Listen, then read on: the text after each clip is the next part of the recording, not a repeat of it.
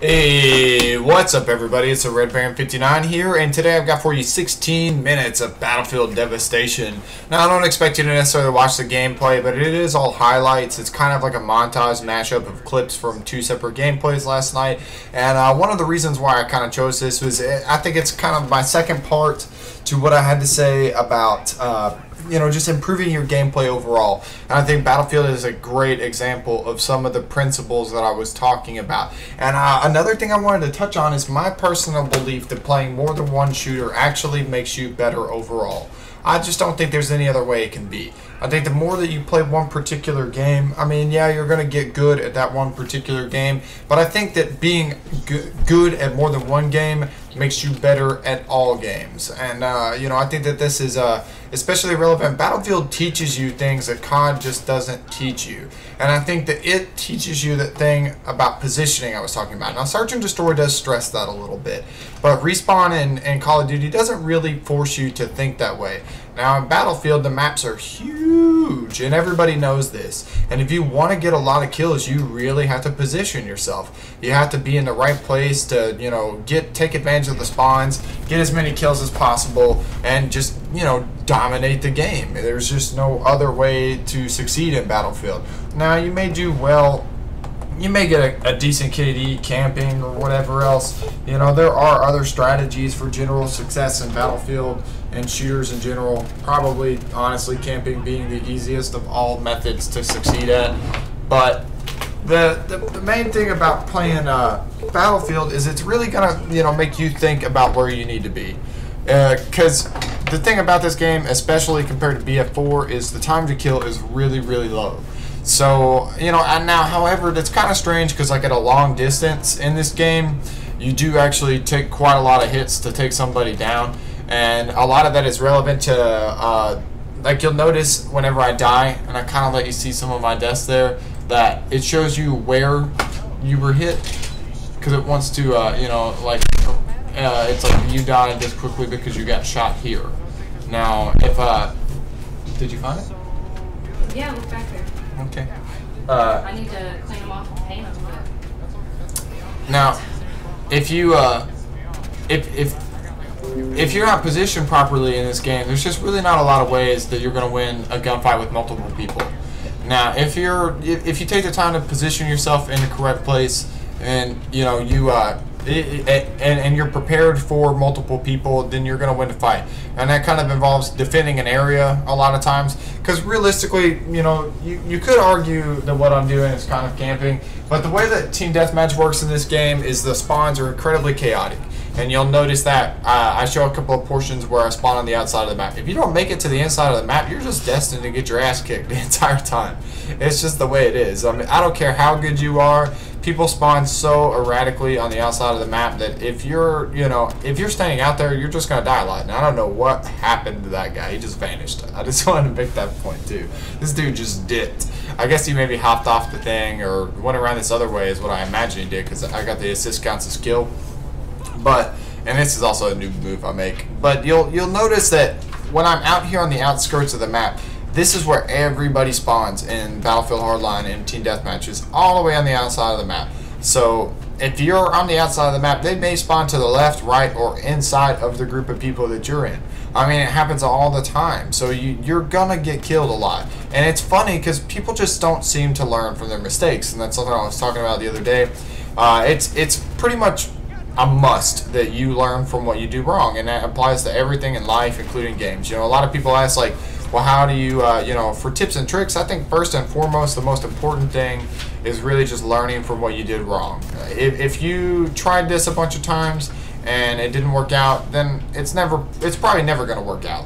And so if you're always hanging out on the outside of the map and you don't get a lot of kills and you get a lot of deaths and you've tried this a bunch of times, it's probably because it's not the way to do it. And so what I do here is I pretty much set up shop. I play with the ballistic shield. Yes, I have a riot shield on my back the entire time, because in Battlefield Hardline, it's almost impossible to shoot somebody with a riot shield from behind. It's pretty tough, unless you catch the right angle on them.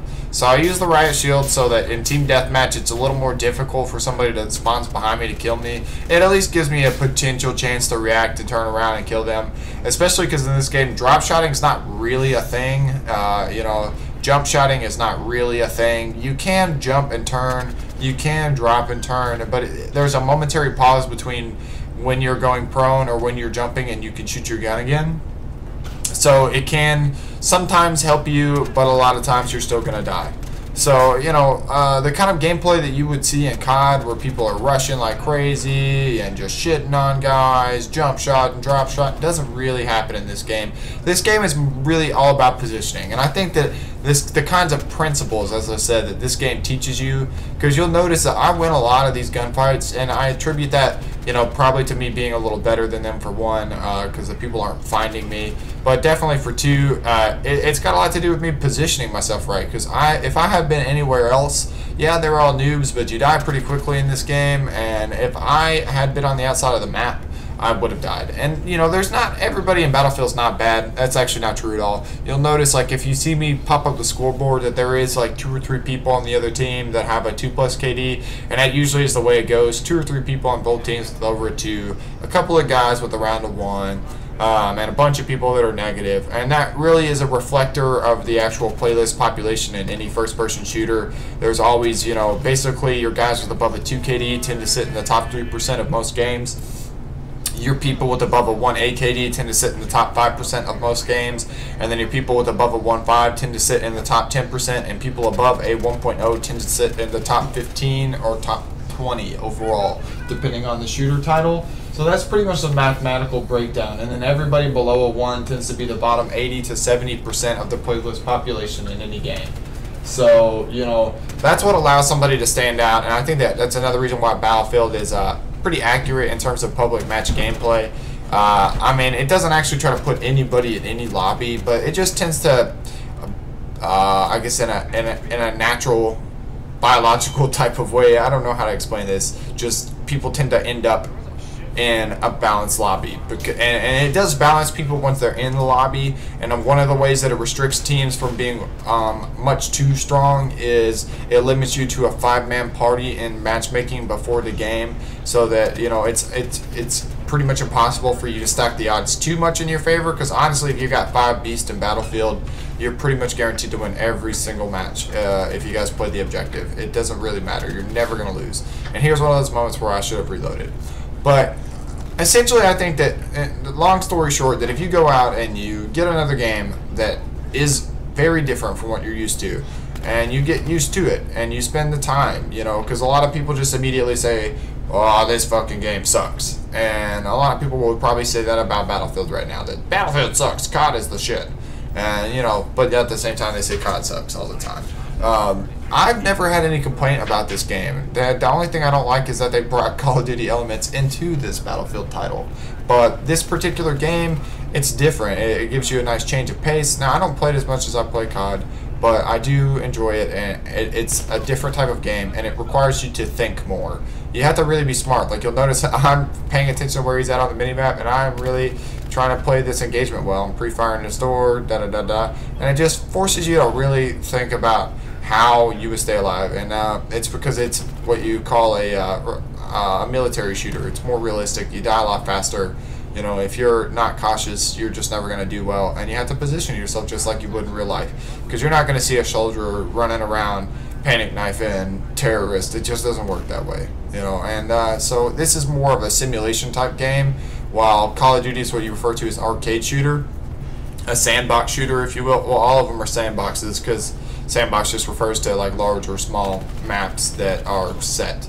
But this game is all about just positioning yourself, and you'll see all of these were like streaks that I went on, and if you just pay attention to the way I'm moving around the map and how I'm taking my time to like look for people, spot them, etc. And you know, I'm trying to pick the place where I'm least likely to get shot as I'm making my way across, and then once I get somewhere, I try to set myself in the best possible position for success in that area, so that I can continue to be successful. And this dude destroys me with the Tech 9. It's probably the only thing that's annoying about the snipers in this game is they get special automatic pistols that no other class gets, and they are very strong, and it is very easy for you to lose a gunfight to them.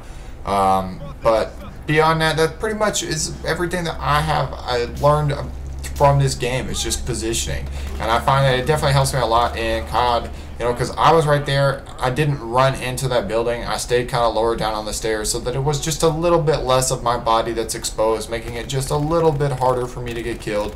I stand in this doorway where I'm just a little more difficult to see, and I try to, you know, position myself at all times in the most advantageous place to win every gunfight that I can win.